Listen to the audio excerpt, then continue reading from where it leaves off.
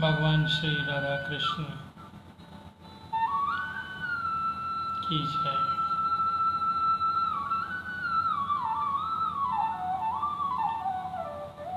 Facebook live पर श्रीमद् भागवत महापुराण की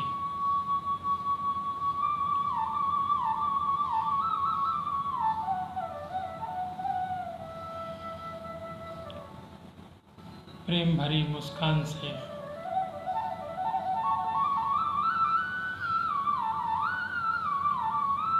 राधा कृष्ण की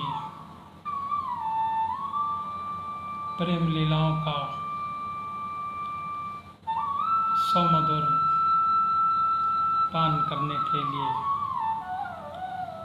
श्रीमद् भागवत महापुराण की कथा का श्रवण सुनने वाले समस्त कृष्ण प्रेमियों को हमारी ओर से जय श्री कृष्ण, राधे राधे। भगवान श्री राधा कृष्ण आप सभी लोगों की मंगल कामनाओं को पूर्ण करें, ऐसा हम ईश्वर से प्रार्थना करते हैं। श्री राधे श्री राधे श्री राधे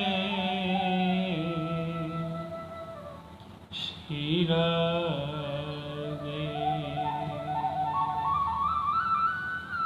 श्री राधे श्री राधे श्री राधे श्री राधे।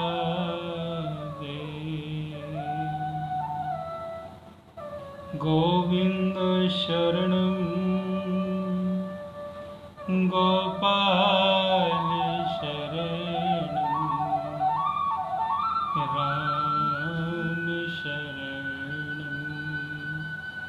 श्याम शरणं गोविंद शरणं गोपाल शरणं राम शरणं श्याम शरणं गोविंद शरणं गोपाल शरणं राम शरणं श्याम शरणं गोविंद शरणं गोपाल शरणं राम शरणं श्याम शरणं गोविंद शरणं राम शरणं। श्रीमद् भागवत महापुराण की कथा का श्रवण सुनने वाले समस्त कृष्ण प्रेमियों को हमारी ओर से हार्दिक शुभकामनाएं। आप सभी लोगों को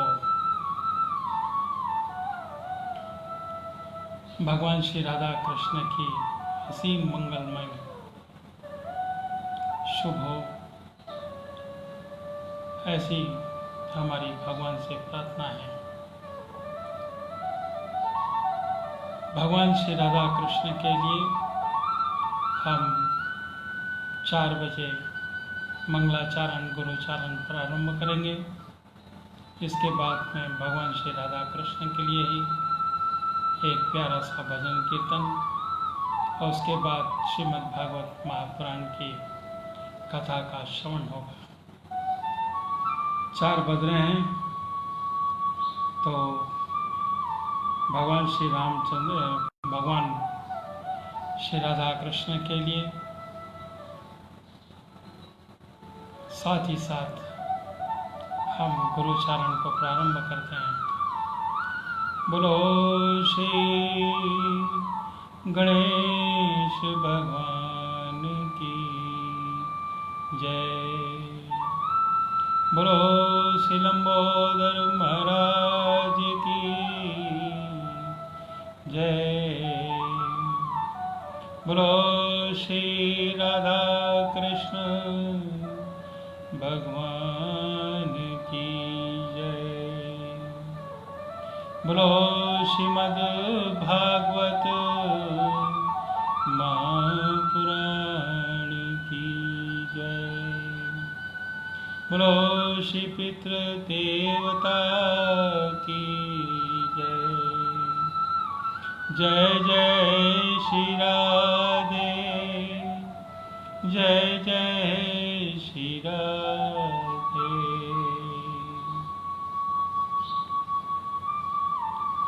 तमेव मातास पितास त्वमेव, त्वमेव बन्धु सखा त्वमेव, त्वमेव विद्या द्रविणं त्वमेव, त्वमेव सर्वं मम देव देवाय।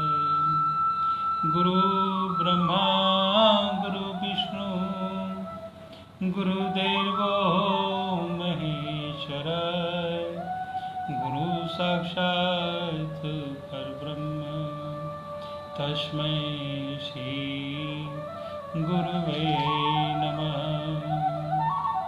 मंगलम भगवान विष्णु, मंगलम गरुड़ध्वज, मंगलम पुंडरीकाक्षाय, मंगलाय तनोहरि।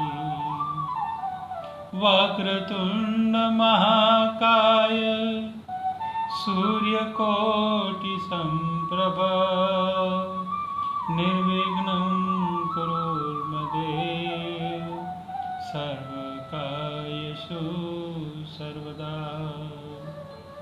एकदन्तो महाबुद्धि सर्वेषु गणनायक, सर्वसिद्धकरो देवा गौरीपुत्र विनायक।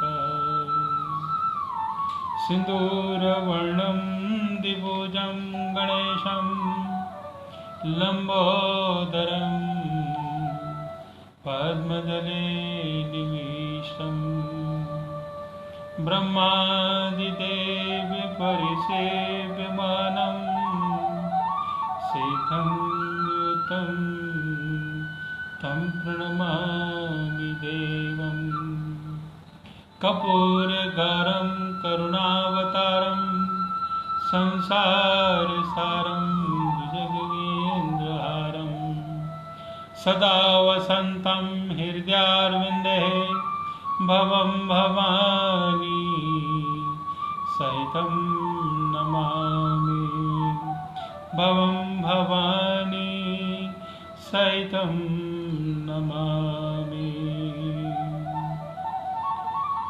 ॐ शान्ताकारं भुजगशयनं, पद्मनाभं सुरेशं, विश्वाधारं गगनशक्तिशं, मेघवर्णं शुभांगं, लक्ष्मीकान्तं कमलनयनं, योगनिर्विदानगुङ्गं वन्दे विष्णुं भवहरं सर्वलोकैकनाथं। श्री नारायण श्री नारायण श्री नारायण।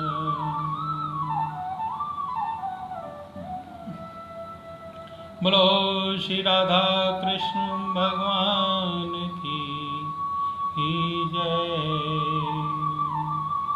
जय जय श्री राधे जय जय श्री राधे।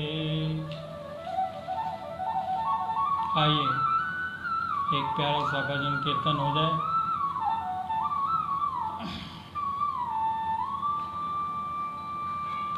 राधे राधे जपा करो, राधे राधे जपा करो, कृष्ण नाम रस पिया करो, कृष्ण नाम रस पिया करो। राधे राधे जपा करो,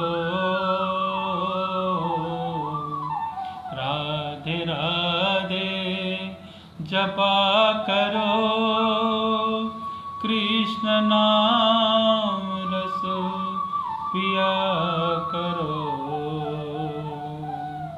राधे देंगी तुमको शक्ति, राधे देंगी, राधे देंगी तुमको शक्ति, तुमको मिलेगी कृष्ण की भक्ति, तुमको मिलेगी कृष्ण की भक्ति।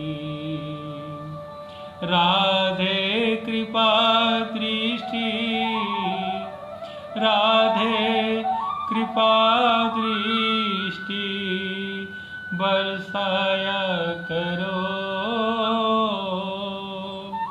राधे कृपा दृष्टि बरसाया करो, राधे राधे जपा करो, राधे राधे जपा करो, राधे राधे जपा करो, कृष्ण नाम रस पिया करो। राधा रानी है महारानी, राधा रानी है महारानी, राधा रानी है महारानी, उनकी सब जग जानी, उनकी सब जग जानी। राधे चरणों की प्रीत किया करो, राधे चरणों की प्रीत किया करो, राधे राधे जपा करो,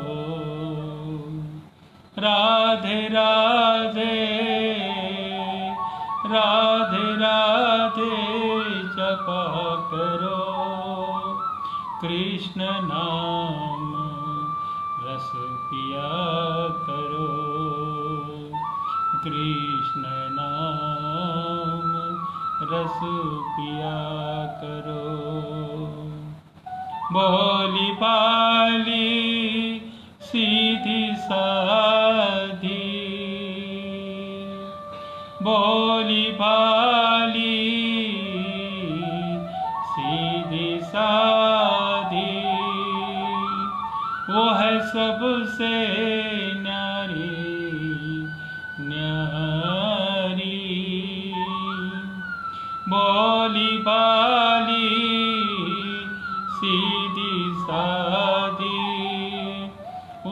सबसे न्यारी न्यारी, राधे चरणों में शीस झुकाया करो, राधे चरणों में शीस झुकाया करो, राधे राधे जपा करो, राधे राधे जपा करो, राधे राधे जपा करो, कृष्ण नाम रस पिया करो, कृष्ण नाम रस पिया करो, राधे झूमे शरण तिहारी, राधे झूमे शरण तिहारी, तुम्हारी कृपा से मिले बिहारी, तुम्हारी कृपा से मिले बिहारी, राधे झूमे शरण तिहारी,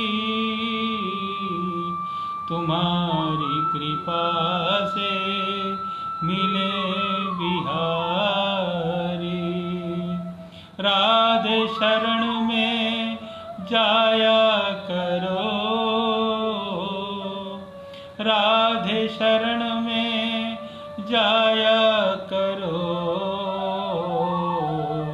राधे राधे जपा करो, राधे राधे जपा करो, कृष्ण नाम रस पिया करो, कृष्ण नाम रस पिया करो, ब्रजमंडल में गूंज है राधे, ब्रजमंडल में गूंज है राधे, कृष्ण की है वो प्राण राधे, ब्रजमंडल में गूंज है राधे, कृष्ण की है वो प्राण राधे, ऐसे युगल छवि को निहारा करो, ऐसे छवि को निहारा करो, राधे राधे जपा करो, राधे राधे जपा करो, कृष्ण नाम रस पिया करो, राधे राधे जपा करो, कृष्ण नाम रस पिया करो, राधे देंगी तुमको शक्ति, राधे देंगी तुमको शक्ति, तुमको मिलेगी कृष्ण की भक्ति, तुमको मिलेगी कृष्ण की भक्ति, राधे कृपा दृष्टि बरसाया करो, राधे कृपा दृष्टि बरसाया करो, राधे राधे जपा करो, राधे राधे जपा करो, कृष्ण नाम रस पिया करो, कृष्ण नाम रस पिया करो, कृष्ण नाम रस पिया करो।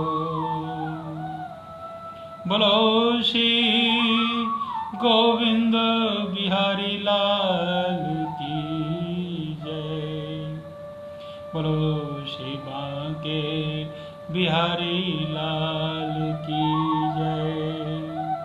जय जय श्री राधे, जय जय श्री राधे।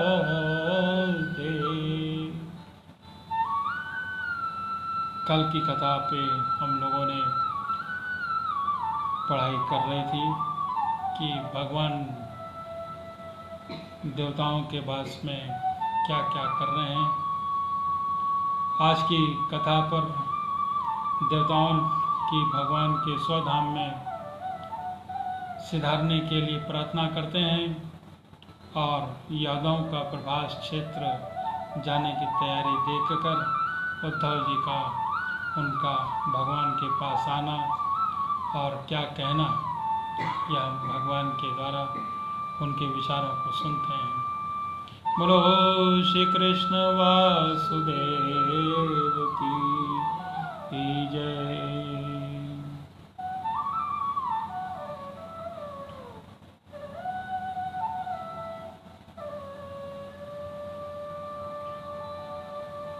श्री सुखदेव जी कहते हैं कि परीक्षित जब देवर्षि नारद वासुदेव जी को उपदेश देकर चले गए, तब अपने पुत्र सनकादि देवताओं प्रजापतियों के साथ ब्रह्मा जी, भूतगणों के साथ देवेश्वर महादेव जी और मर्दगणों के साथ देवराज इंद्र द्वारका नगरी में आए। साथ ही सभी आदित्यगण व आठों वासुदेव, अश्वनी कुमार ऋषि, अंगिरा के वृषभ ऋषि, 11 रुद्रों, विश्वेदेव, साम्यगण, गंधर्व, अप्सराएं, नाग, सिद्ध, चारण, गृहद, ऋषि, पितर, विद्याधर, किन्नर भी वहां पहुंचे।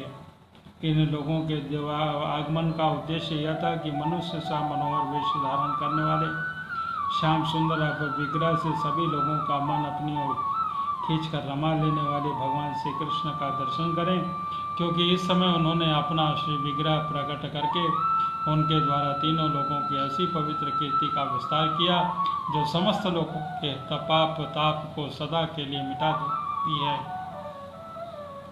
द्वारकापुरी सब प्रकार की संपत्ति ऐश्वर्यों के समृद्ध और अलौकिक दिव्य से दिव्यमान हो रही थी।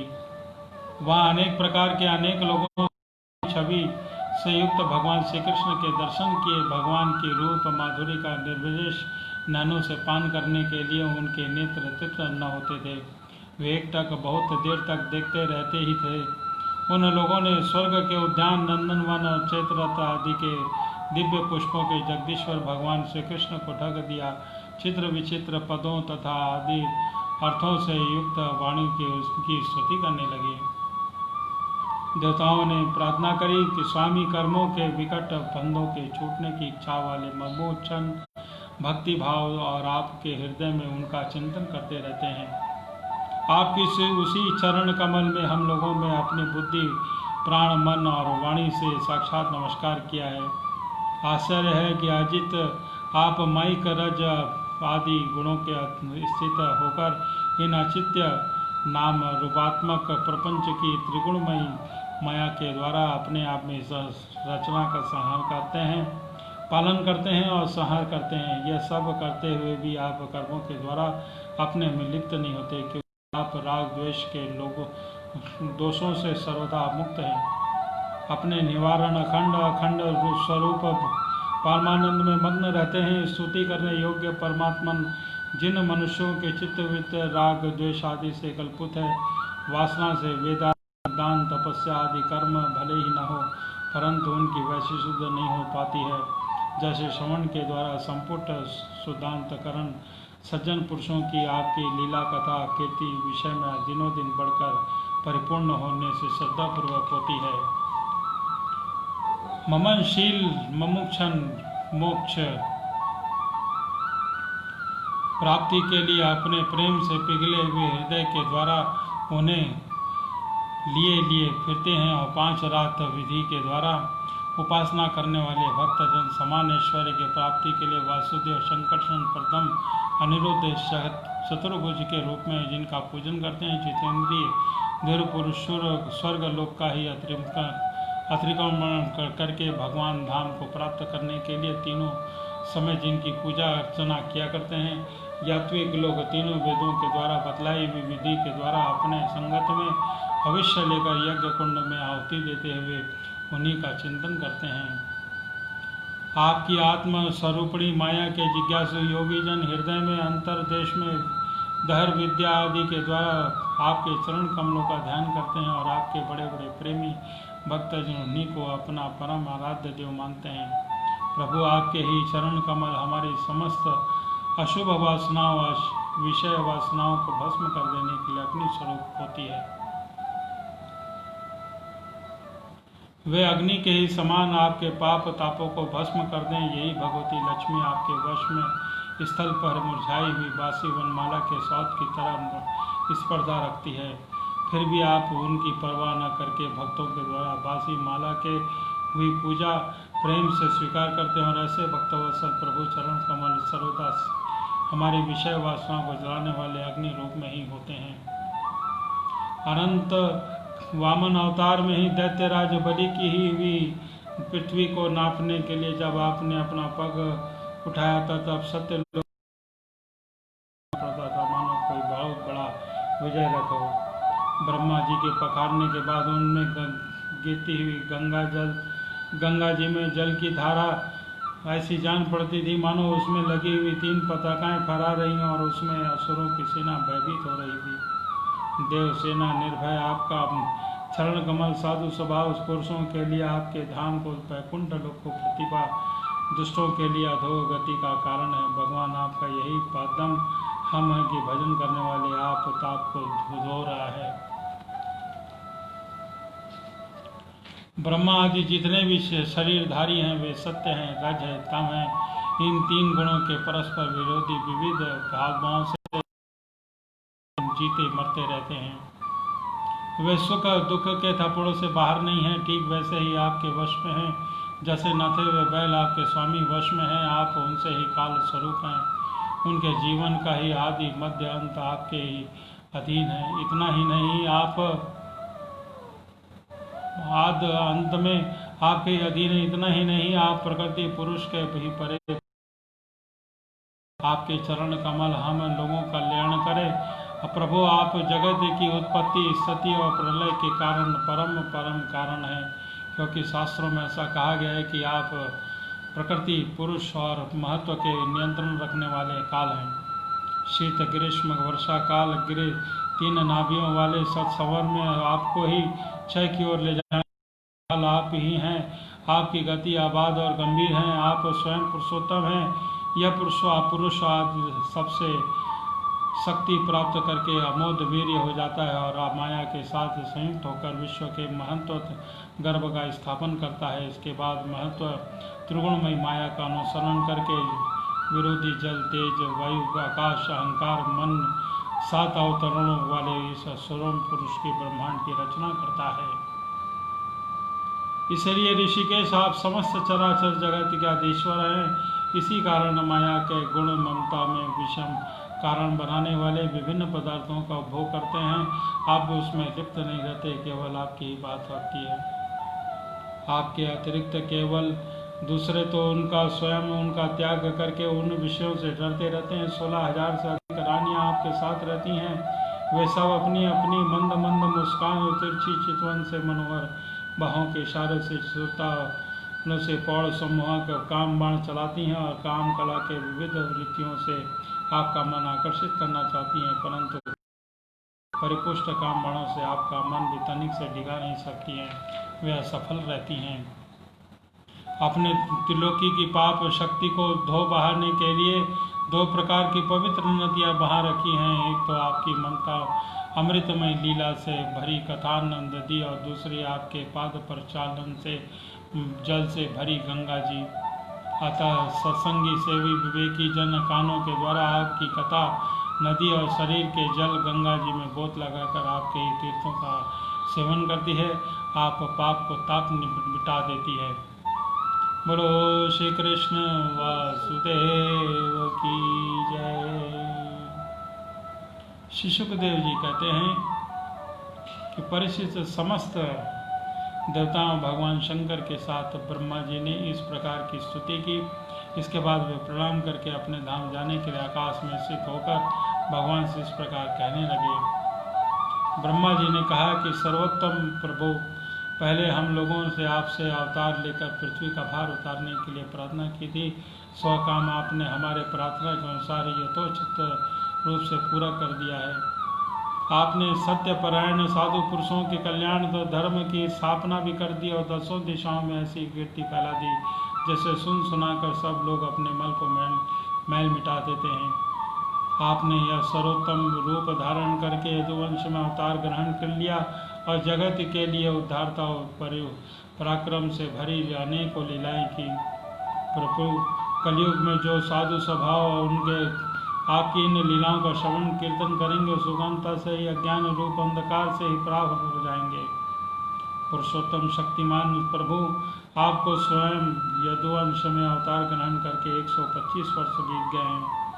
सर्वाधार हम लोगों का ऐसा कोई काम बाकी नहीं है जिससे पूर्ण करने के लिए आपको यहाँ आवश्यकता हो। ब्राह्मणों के आपके कारण आपका यह भी कुल एक प्रकार का नष्ट हो चुका है। इसलिए वैकुंठनाथ, यदि आप उचित समझें तो आपके पराधाम में पधारिए और आपके सेवक हम लोगों को आप लोगों के पालन पोषण कीजिए। भगवान श्री कृष्ण ने कहा कि ब्रह्मा जी, आप जैसा कहते हैं मैं पहले ही वैसा निश्चय कर चुका हूँ कि मैंने आप लोगों का सब काम पूरा करके पृथ्वी का भार उतार दिया है, परंतु अभी एक काम बाकी है। वह यदुवंशी बल विक्रम वीरता शूरता और धन संपत्ति से ये सारी संपत्ति को ग्रस लेने पे तुले हुए हैं। मैंने ठीक वैसे ही इन्हें रोक रखा है जैसे समुद्र में उनके तट की भूमि होती है। यदि मैं घमंडी उच्छल यदुवंशियों का विशाल वंश नष्ट बिना ही चला जाऊंगा तो ये सब मर्यादा को उल्लंघन करके सारे लोगों का संहार कर डालेंगे। निष्पाप ब्रह्मा जी, अब ब्रह्मा जी के शाप से इस वंश का नाश प्रारंभ हो चुका है, अतः इसका अंत हो जाने पर धाम को वैकुंठ धाम को जाऊंगा। सुखदेव जी कहते हैं कि परीक्षित, जब अखिल लोक धिपाति श्री कृष्ण ने इस प्रकार कहा तब ब्रह्मा जी ने प्रणाम किया और देवताओं के साथ अपने धाम को चले गए। उनके जाते ही द्वारकापुरी में बड़े बड़े अपशकुन बड़े बड़े उत्पात खड़े हुए। उन्हें देखकर यदुवंश ने बड़े बूढ़े भगवान श्री कृष्ण के पास कही। भगवान श्री कृष्ण ने कहा कि गुरुजनों, आजकल द्वारका में जिधर देखिए उधर बड़े बड़े अपशकुन और उत्पात हो रहे हैं। आप लोग जानते ही हैं कि ब्राह्मणों ने हमारा वंश को ऐसा शाप दे दिया है जिसके टाल सकना बहुत ही कठिन है।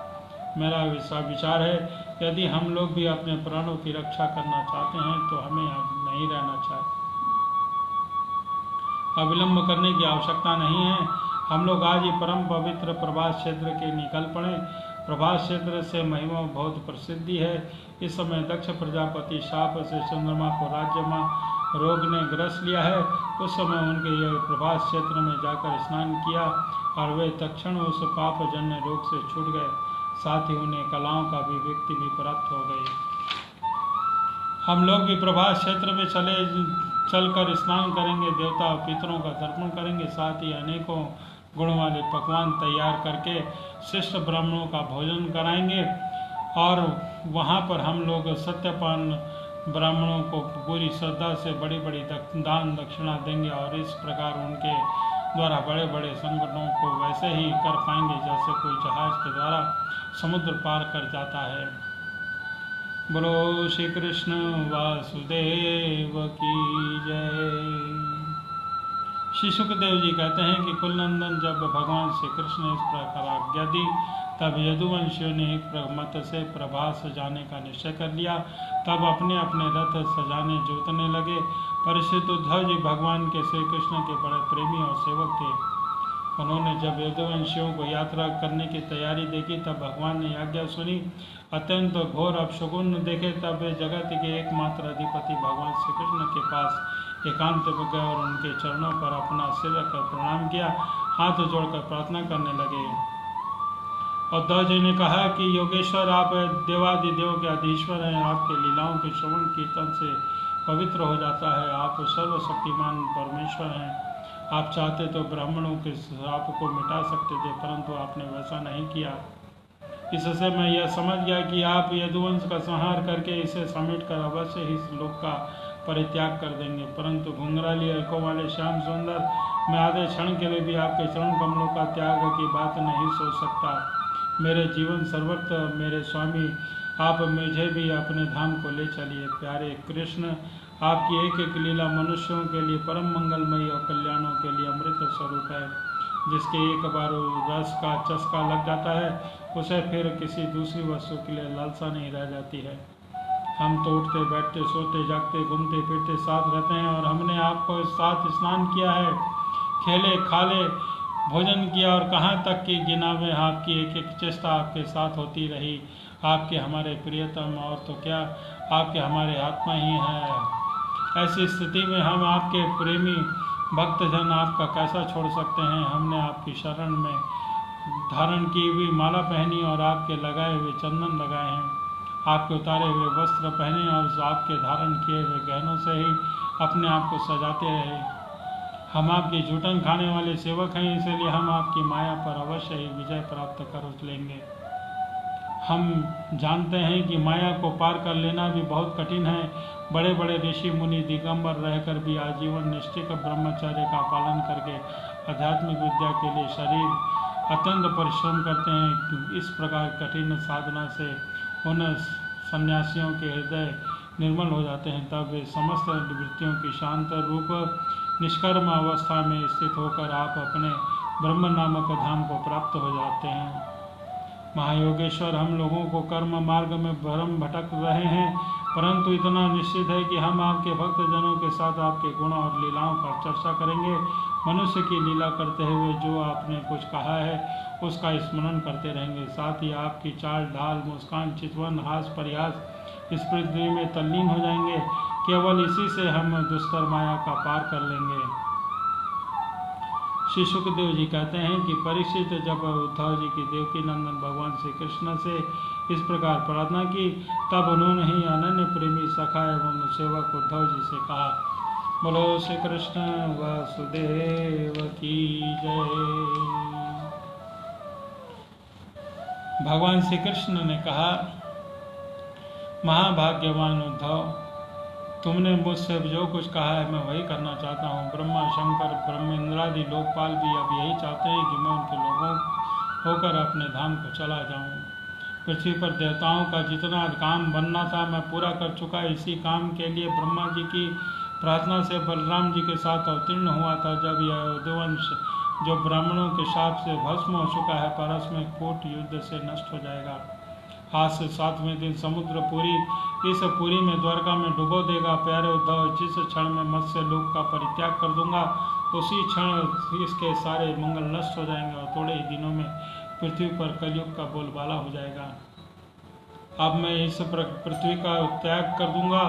जब इस बात पर मत रहना, क्योंकि साधु उद्धव, कलयुग में भी अधिकांश लोगों की रुचि अधर्म में ही होगी।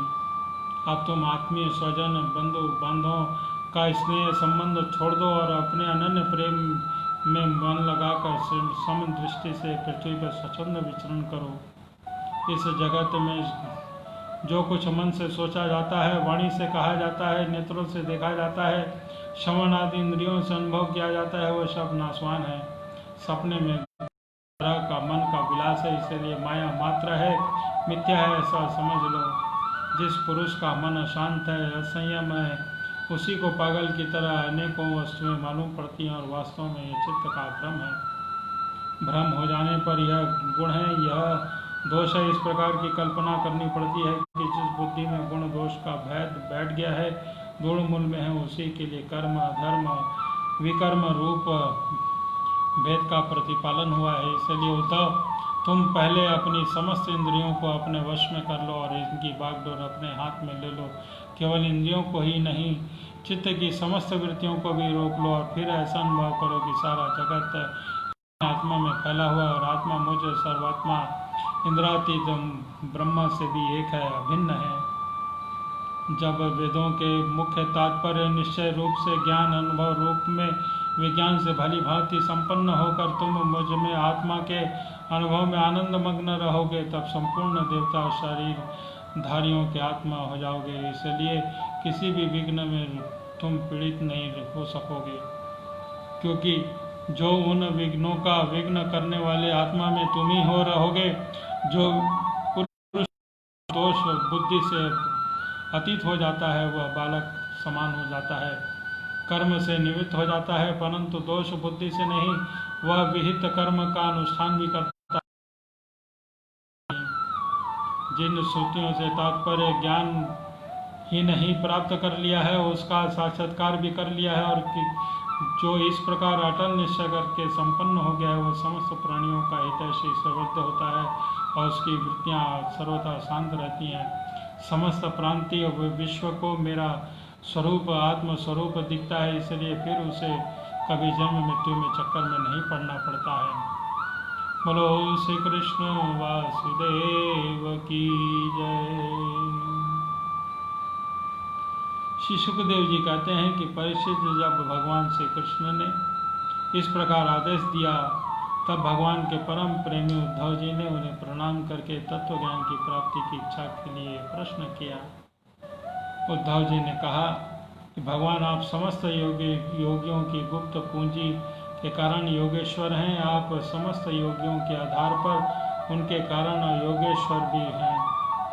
आप मेरे परम कल्याण के लिए संन्यास रूप त्याग का उपदेश किया है, परंतु अनंत है जो लोग विषयों के चिंतन और सेवन में घुल मिल गए हैं, विषात्मा हो गए हैं, उनके लिए विषय भोगों का कामनाओं का त्याग अत्यंत कठिन है। स्वर स्वरूप है, उसमें भी जो लोग आपसे विमुख हैं, आपके लिए तो त्याग का सर्वथा संभव है, ऐसा मेरा निश्चय है। प्रभु, मैं भी ऐसा ही हूँ कि मेरे मन पूर्ण हो गई है कि वह भी मैं ही हूँ, कि यह मेरा भाव आपकी माया खेल और देह संबंधी स्त्री पुत्र धन आदि से डूब रहा हूँ। अतः भगवान, आपकी जिस संन्यास का उपदेश किया है उसका महत्व इस सेवक को इस प्रकार समझाइए कि मैं सुगमता से आदर कर चला हूँ।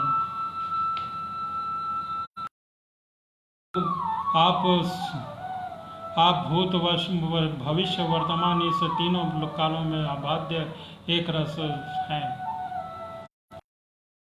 प्रकाशित नहीं। आप स्वयं प्रकाश आत्म स्वरूप हैं। प्रभु, मैं समझता हूँ कि मेरे लिए आत्म तत्व का उपदेश करने वाला एक आप में अतिरिक्त देवताओं में भी कोई नहीं है। ब्रह्मा आदि भी जितने बड़े देवता हैं, सब शरीराभिमानी शरीर होने के कारण माया से मोहित हो रहे हैं। इसी बुद्धि माया के वश में हो गई है। यही कारण है कि इंद्रियों से अनुभव किए जाने वाले विषयों को सत्य मानते हैं। इसलिए तो मुझे उपदेश की भगवान, इसी से चारों दुखों का जन्मांतर झिझक कर आप विरक्त होकर मैं आपकी शरण में आया हूँ। आप निर्दोष जल काल से अपरिचित हूँ। सर्वज्ञ शक्तिमान अविनाशी वैकुंठ में अविनाशी नित्य सखा के नारायण हैं। भगवान श्री कृष्ण ने कहा कि उद्धव, संसार में जो मनुष्य या जगत क्या है, इसके लिए क्या हो रहा है, इसके इत्यादि बातों का विचार करने में निपुण है। वे चित्त भरी अशुभ बात ने आपको शक्ति विवेक शक्ति से ही प्राय बचा लेते हैं। समस्त प्राणी कर मनुष्य का आत्मा अपने हित अहित का उपदेश का गुरु है, क्योंकि मनुष्य अपने प्रत्यक्ष अनुभव और अनुमान के द्वारा ही अहित हित निर्णय करने में संपूर्ण समर्थ है। सांख्य योग योगेश्वर धीर पुरुष है। इन मनुष्य योनि में इंद्रिय शक्ति मन शक्ति आदि के रूप में आश्रयभूत मुझ आत्मशक्ति को पूर्णतः प्रकट रूप से साक्षात्कार कर लेते हैं। मैंने 1 पैर वाले, 2 पैर वाले, 3 पैर वाले, 4 पैर वाले, 4 से अधिक पैर वाले और बिना पैर के इत्यादि इन अनेक प्रकार के शरीरों का निर्माण किया है। उनमें सब से अधिक प्रिय मनुष्य का ही शरीर है, क्योंकि इस शरीर में एकाग्र तीक्ष्ण बुद्धि और पुरुष बुद्धि और से जिनके द्वारा अनुमान होता है, अनुमान से अगाध अहंकार आदि विषयों में सर्वप्रथम ईश्वर को साक्षात अनुभव करते हैं। इस विषय में महात्मा लोग एक प्राचीन इतिहास कहा करते हैं। वह इतिहास परम तेजस्वी अवधूत दत्तात्रेय और राजा यदु के संवाद के रूप में है। एक बार धर्म के मर्मज्ञ राजा यदु ने देखा कि एक त्रिकालदर्शी तरुण अवधूत ब्राह्मण निर्भय देकर विचर रहे हैं, और तब उनसे यह प्रश्न किया। राजा यदु ने पूछा कि ब्राह्मण, यदि आप कर्म तो करते हैं नहीं, फिर आपको यह अत्यंत निपुण बुद्धि कहाँ से प्राप्त हुई? इसका आशय लेकर आप परम विद्वान होने पर भी आप बालक के समान संसार में विचरण करते हैं। ऐसा देखा जाता है कि मनुष्य आयुष, यश अथवा सौंदर्य, संपत्ति आदि की अभिलाषा लेकर ही धर्म, अर्थ, काम और तत्व जिज्ञासा में प्रवृत्त होते हैं, और कारण ही किसी में प्रवृत्ति नहीं देखी जाती है। मैं देख रहा हूँ कि आप कर्म करने में समर्थ, विद्वान और निपुण हैं। आपका भाग्य, सौंदर्य भी अप्रशंसनीय और आपकी वाणी भी मानो अमृत टपक रहा है, फिर भी आप जड़, उन्मत्त अथवा पिशाच के समान रहते हैं, न कुछ करते हैं न चाहते हैं। संसार के अधिकांश लोग भी काम और लोभ के तनावल से जल रहे हैं, परंतु आपको ऐसा नहीं होता है। आप मुक्त हैं, आप उनकी आँच भी नहीं पहुंच पाती, ठीक वैसे ही जैसे कोई हाथी वन में दवाग्नि लगने पर भी उसमें छूटकर गंगा जल में खड़ा हो। ब्राह्मण आप पुत्र, स्त्री, धन आदि संसार के स्पर्श से भी रहित हैं। यदि आप संसार सर्वदा केवल एक रूप में ही स्थित रहते हैं, तो हम आपसे पूछना चाहते हैं कि आपको केवल आत्मा में ही अनिर्वचनीय आनंद का अनुभव कैसा होता है, और आप कृपा करके इसे अवश्य बताइए। भगवान श्री कृष्ण ने कहा कि उद्धव, हमारे पूर्वज महाराज यदु में बुद्धि शुद्ध थी और उनके हृदय में ब्राह्मण भक्ति थी। इन्होंने भगवान परम भाग्यवान दत्तात्रेय जी का अत्यंत सत्कार करके यह प्रश्न पूछा, और बड़े ही विनम्र भाव से सिर झुकाकर वे उनके सामने खड़े हो गए। और दत्तात्रेय जी ने कहा, ब्राह्मण वेता दत्तात्रेय जी ने कहा कि राजन, मैंने अपने बुद्धि से बहुत से गुरुओं का आश्रय लिया है, उनसे शिक्षा ग्रहण में मुक्ति भाव उससे स्वच्छंद विचरता हूँ।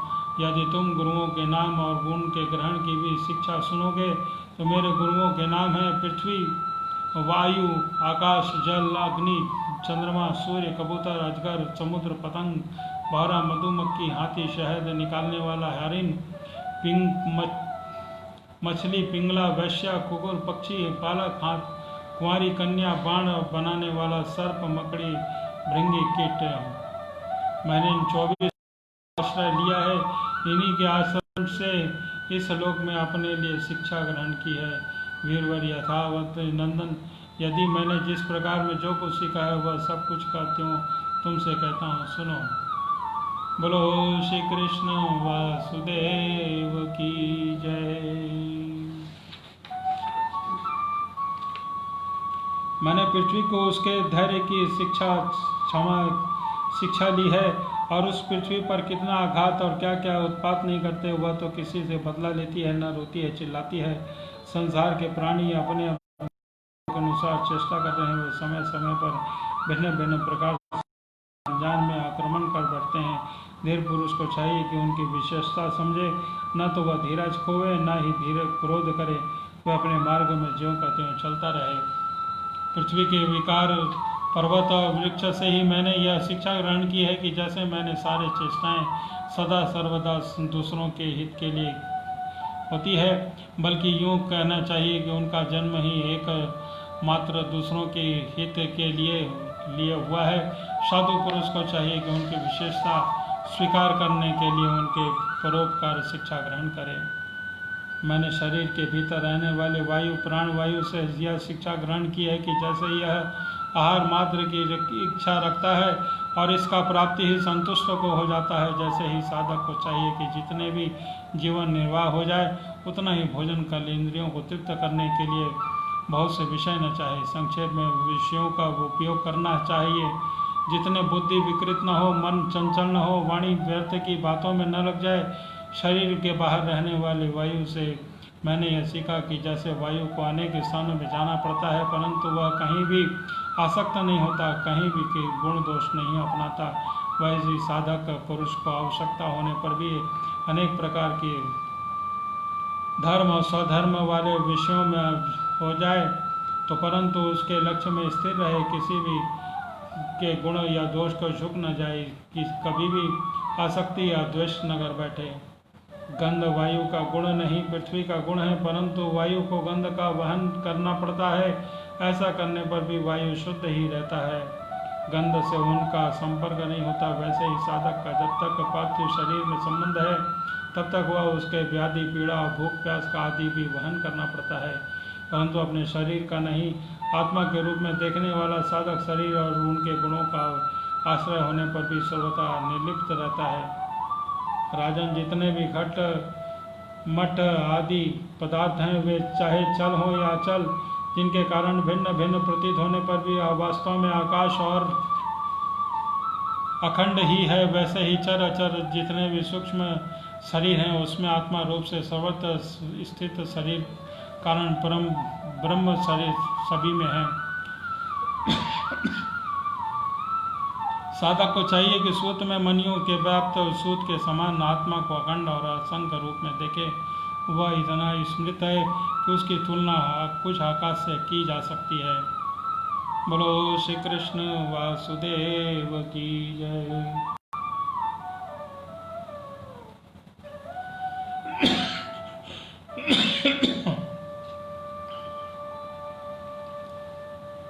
आग लगती है तो पानी बरसता है, अन्न आदि पैदा होते ही नष्ट हो जाते हैं, वायु की प्रेरणा से बादल आदि आते जाते रहते हैं और सब पर होने वाले आकाश छूता रहता है।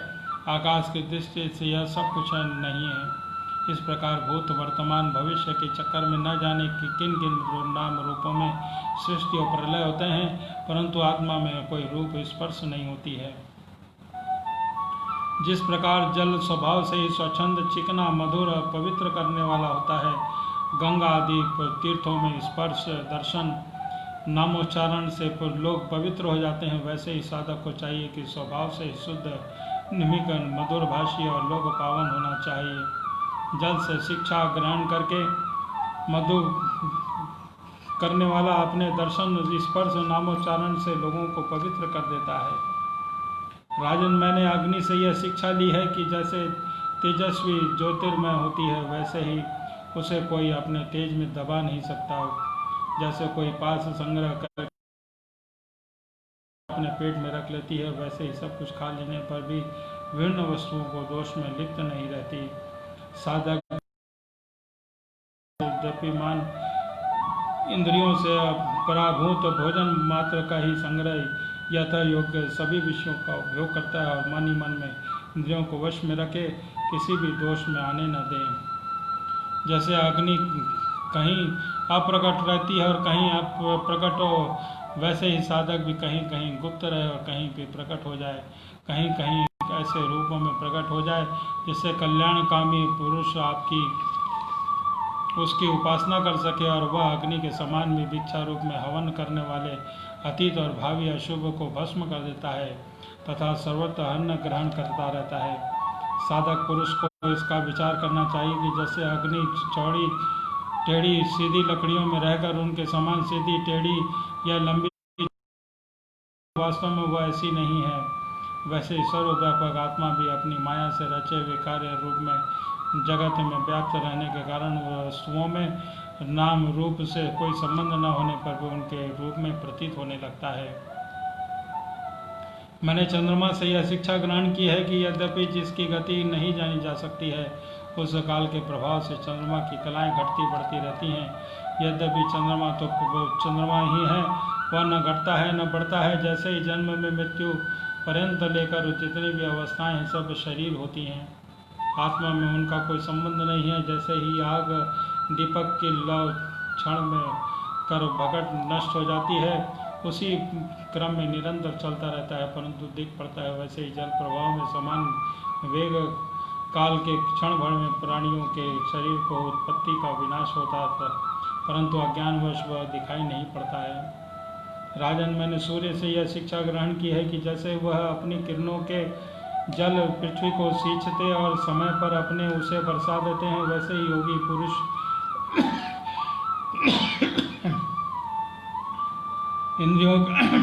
इंद्रियों के द्वारा समय पर विषयों का ग्रहण करता है और समय आने पर उनका त्याग दान भी कर देता है।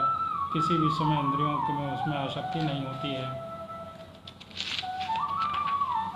स्थूल बुद्धि और विषयों के पुरुषों के जल विभिन्न पात्रों में प्रतिबंध होगा, सूर्य उन्हीं में प्रविष्ट सा होकर भिन्न भिन्न दिखाई पड़ता है, परंतु उसमें स्वरूप रूप में अनेक नहीं होता है। वैसे ही चल अचल उपाधि में भेद नहीं जान पड़ता है कि प्रत्येक व्यक्ति की आत्मा अलग अलग है, परंतु उनको ऐसा कोई मालूम होता है उनकी बुद्धि मोटी है। बात तो असल यह है कि आत्मा सूर्य के समान एक ही है और स्वरूप उसमें कोई भेद नहीं है। राजन, कहीं भी किसी साथ अत्यंत स्नेह और आसक्ति नहीं करनी चाहिए, अथवा उनकी बुद्धि अपना स्वतंत्र होकर दीन हो जाए। उससे कबूतर की तरह अत्यंत क्लेश उठाना पड़ेगा।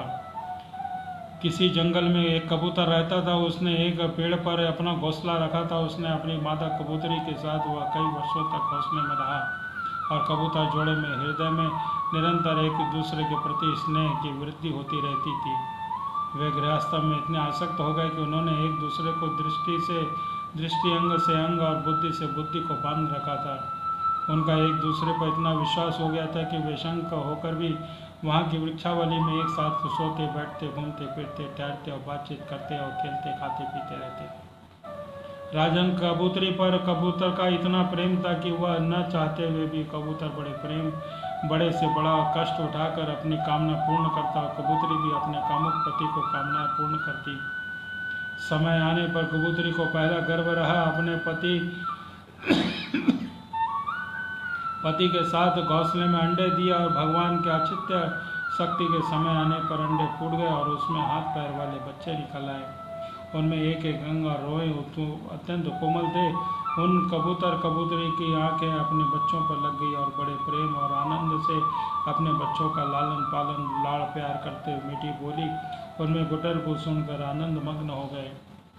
बच्चे तो सदा सर्वदा प्रसन्न रहते हैं। वे जब अपनी सुकुमार पंखों के माँ बाप से स्पर्श करते, खूंचते, बोली चपटाएं करते, फुदक कर अपने माँ बाप के पास दौड़ाते, तब कबूतरी आनंद मग्न हो जाते। बोलो श्री कृष्ण वासुदेव की जय।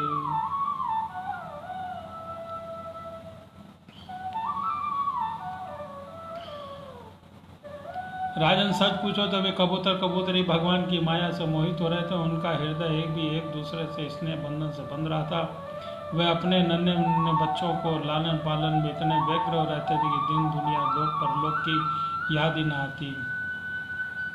एक दिन दोनों नर मादा अपने बच्चों के लिए चारा लाने जंगल में गए हुए थे, क्योंकि उनका कुटुंब बहुत बढ़ गया था। वे चारे के लिए चिरकाल तक जंगल में चारों ओर विचरते रहते और एक बहेलिया घूमता फिरता संयोगवश उनके घोंसले की ओर नहा निकला। उनको देखा कि घोंसले के आसपास कबूतर के बच्चे फुदक रहे। उन्होंने जाल फैलाया, उन्हें पकड़ लिया। कबूतरी बच्चों को खिलाने पिलाने के लिए हर समय उत्सुक रहा करते थे। वे चारा लेकर अपने घोंसले के पास आए और कबूतरी ने देखा कि उनके नन्हे बच्चे उनके हृदय के टुकड़े जाल में फंसे हुए हैं। वो दुख से चेचे कर रहे हैं। उन्हें ऐसी स्थिति देखकर कबूतरी के दुख में सीमा न रही। वह रोती चिल्लाती और उनके पास दौड़ गई। भगवान की माया से उनके चित्त अनंत दिन दुखी हो रहा था। वह घुमड़ते स्नेह की रस्सी से जकड़ी हुई थी। वह अपने बच्चों को जाल में फंसा देखकर अपने शरीर की सुध बुध न रही और स्वयं ही आकर जाल में फंस गई। जब कबूतर ने देखा कि मेरे प्राण प्यारे बच्चे जाल में फंस गए हैं, मेरी प्राण प्रिया पत्नी को उस दशा में पहुंच गई, तब अत्यंत दुखित होकर विलाप करने लगा। सचमुच उस समय उसकी दशा दयनीय हो गई थी। मैं अभागा हूँ, दुर्मति हूँ, हाय है यह मेरा तो ही सत्यानाश हो गया। देखो देखो, न तो मुझे कभी तृप्त हुई है, न मेरी आशाएं पूरी हुई हैं। तब तक मेरा धर्म अर्थ और काम का मूल गृहस्थाश्रम भी नष्ट हो गया है। मेरी प्राण प्रिया मुझसे भी अपना द्वेष समझती है, मेरी ही एक एक बात मानती थी और मेरे इशारे पर नाचती है। सब तरफ से मेरे योग्य थी, आज उसने सुने घर में मेरे सीधे साधे निश्चल बच्चों के साथ स्वर्ग सिधार रही है। मेरे बच्चे मर गए हैं, मेरी पत्नी जाती रही, तब मेरा संसार में क्या काम है। मुझ दीन का यह विधुर का जीवन, बिना गृहिणी का जीवन जलन का व्यथा जीवन है। अब मैं इस सोने घर में किसके लिए जीऊँगा। राजन कबूतर के बच्चे जाल में फंस कर तड़प कर रहे थे। स्पष्ट दिख रहा था कि वो मौत के पंजे में है, परंतु वह मूर्ख कबूतर यह सब देखते हुए भी इतना दीन हो रहा था कि स्वयं जानबूझकर जाल में कूद पड़ा। राजन और बहलिया बड़ा ही क्रूर था। गृहस्थाश्रमी कबूतर कबूतरी उसके बच्चों के मिल जाने से उनके बड़ी प्रसन्नता हुई। उसने समझा मेरा काम बन गया, उन्हें वह लेकर चलता बना। जो कुटुंबी है विषय और लोगों को संग धर्म में जिसे मिल जाता है, उसे अपने कुटुंब में भरण पोषण में जो शुद्ध बुद्ध हो बैठता है, कभी शांति मिल जाती है। उसी कबूतर के समान अपने कुटुंब के साथ कष्ट पाता है। वह शरीर मनुष्य शरीर मुक्ति का खुला हुआ द्वार है, जिसे पाकर भी जो कबूतर की तरह अपने घर गृहस्थी में फंसा हुआ है, वह बहुत ऊंचे तक है। शास्त्र में या भाषा में वह गाढ़चित्त है। बोलो श्री कृष्ण वासुदेव की जय। आइए एक प्यारा सा भजन हो जाए।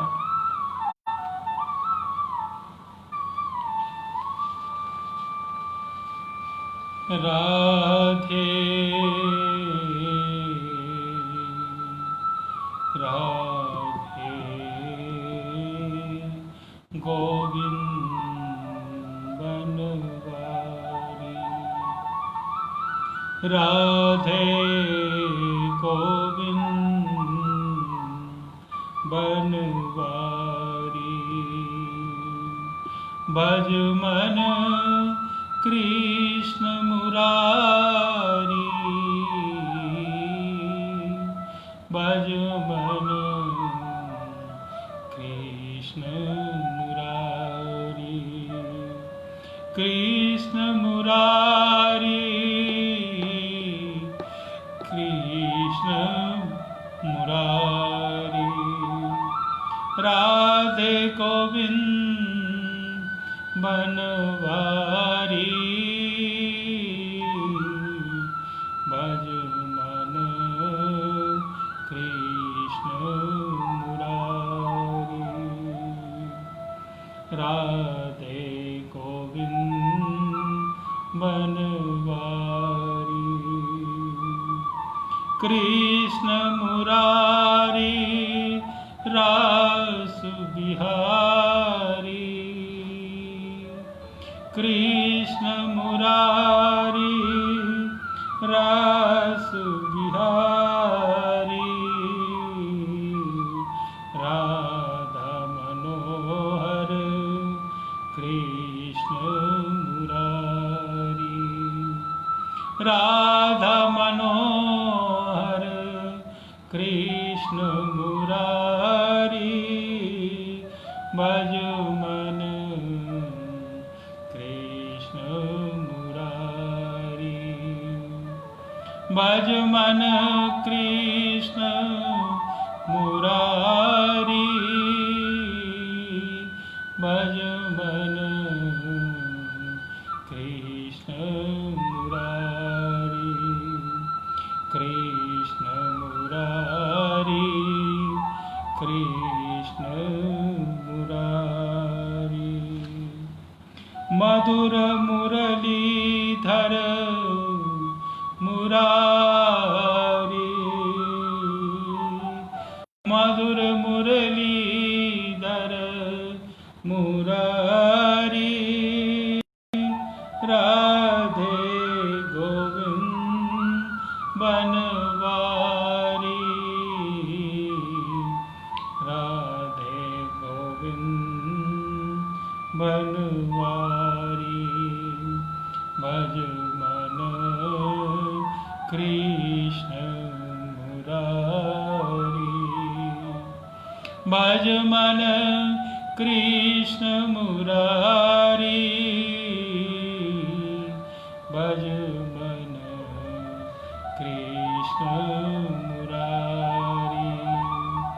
राधे गोविंद बनवारी, राधे गोविंद बनवारी। राधे गोविंद बनवारी, राधे गोविंद बनवारी।